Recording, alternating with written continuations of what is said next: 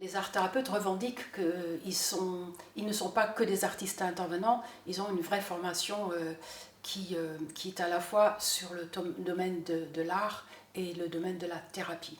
Cette méthode de soins, cet accompagnement peut vraiment se déployer dans énormément d'endroits, ce qui n'est pas le cas pour le moment en France. Il y a plein d'endroits où l'art-thérapie existe, bien sûr, en EHPAD, en cancérologie, même dans l'éducation nationale, dans tous les foyers d'accueil, avec des personnes comment dire, en difficulté sociale, des enfants qui ont des problèmes d'apprentissage, des personnes qui ont des problématiques d'addiction, des dépressions. Enfin, en psychiatrie, bien sûr, c'est historiquement là où ça existe depuis le plus longtemps. J'ai voulu, avec ce film, créer à la fois un film avec un contenu qui, comme je le disais tout à l'heure, puisse témoigner de côté très sérieux et pas seulement occupationnel de l'art-thérapie.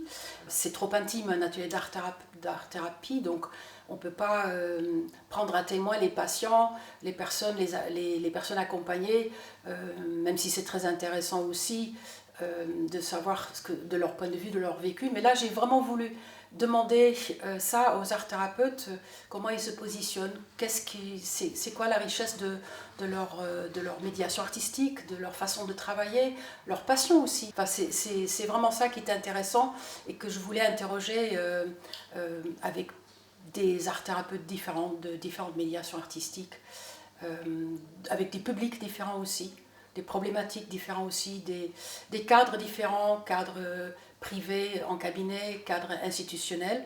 Toutes les questions ont été posées pour qu'on se rende compte de la grande diversité des art-thérapies et aussi pour on puisse prendre conscience que c'est vraiment un enjeu de santé publique finalement.